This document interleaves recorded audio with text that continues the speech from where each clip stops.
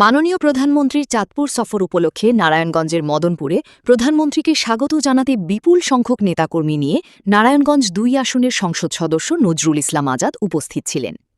প্রধানমন্ত্রীকে স্বাগত জানাতে ২৫০০ উপজেলা বিএনপি ও অঙ্গ সংগঠনের নেতাকর্মীরা সকাল থেকে মদনপুর সড়কে অবস্থান নেয়। এ সময় নেতাকর্মীদের মধ্যে ব্যাপক উৎসাহ উদ্দীপনা লক্ষ্য করা গেছে।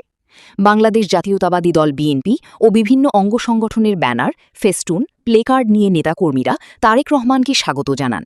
এ সময় হাজার হাজার নেতাকর্মীদের আগমনে মদনপুর এলাকা জনসমুদ্রে পরিণত হয়। সুশৃঙ্খলভাবে প্রধানমন্ত্রীকে স্বাগত জানাতে নেতাকর্মীদের আহ্বান জানান ও সার্বিক খোঁজখবর নেন মোস্তাফিজুর রহমান ফাউন্ডেশনের সভাপতি, বিশিষ্ট সমাজসেবক ও বিশিষ্ট ব্যবসায়ী রাকিবুল ইসলাম রাকিব। মাননীয় প্রধানমন্ত্রী মদনপুরে এসে পৌঁছিলে তাকে সালাম জানান নারায়ণগঞ্জ ২ আসনের সংসদ সদস্য নজরুল ইসলাম আজাদ। প্রধানমন্ত্রীকে এক নজর কাছ থেকে দেখতে নেতাকর্মীদের উপচে পড়া ভিড় লক্ষ্য করা গেছে। ভিড় সামলাতে নিরাপত্তা কর্মীরা হিমশিম খান।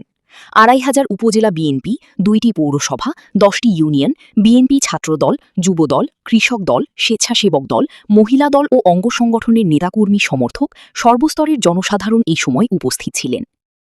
নারায়ণগঞ্জ জেলা তথা ২৫০০ থানা বিএনপির সকল স্তরের অঙ্গ সংগঠন নেতৃবৃন্দ প্রধানমন্ত্রীকে অভ্যর্থনা জানানোর জন্য আমরা আজকে রাস্তায় অপেক্ষা করছি। আমরা বিগত দিনে ফ্যাসিস্ট হাসিনা সরকারের অন্যায় অত্যাচারের এবং যুবলীগ, ছাত্রলীগ, পুলিশ বাহিনীর অত্যাচারে আমরা ঠিক মতো রাস্তায় বাড়িতে পারিনি। তবু আমাদের নেতা নজরুল ইসলাম আজাদ সাহেবের নির্দেশে এবং ওনার নেতৃত্বে আমরা তথা নারায়ণগঞ্জ, ঢাকা সহ সকল রাজপথ আমরা আন্দোলন সংগ্রাম করে ফ্যাসিস্ট হাসিনা সরকারকে বিদায় করতে সক্ষম হয়েছে। আমি জুয়েল আহমেদ, ২৫০০ উপজেলা বিএনপি সাধারণ সম্পাদক। আজকে আমাদের বিএনপির চেয়ারম্যান,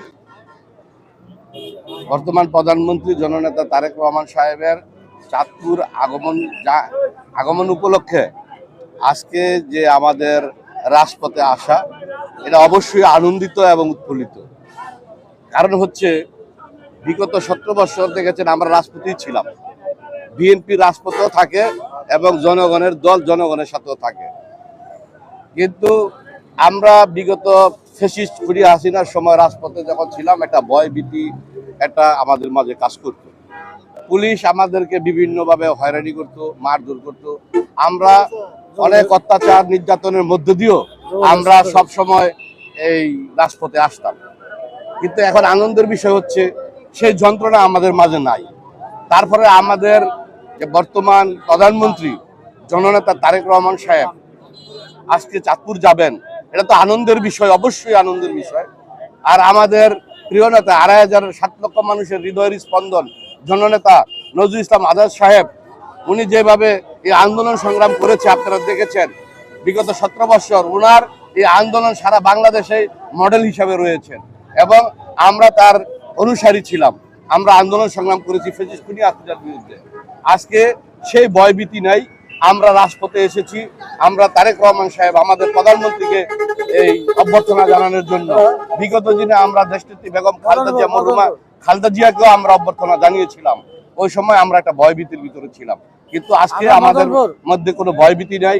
আমরা স্বাচ্ছন্দ্য বোধ করে আনন্দের সহিত আমরা এই নেতাকে অভ্যর্থনা জানাতে আমরা আজকে দেখেছেন ২৫০০ থানার মানুষ রাজপথে নেমে এসেছে এবং জনগণের ঢল নেমেছে।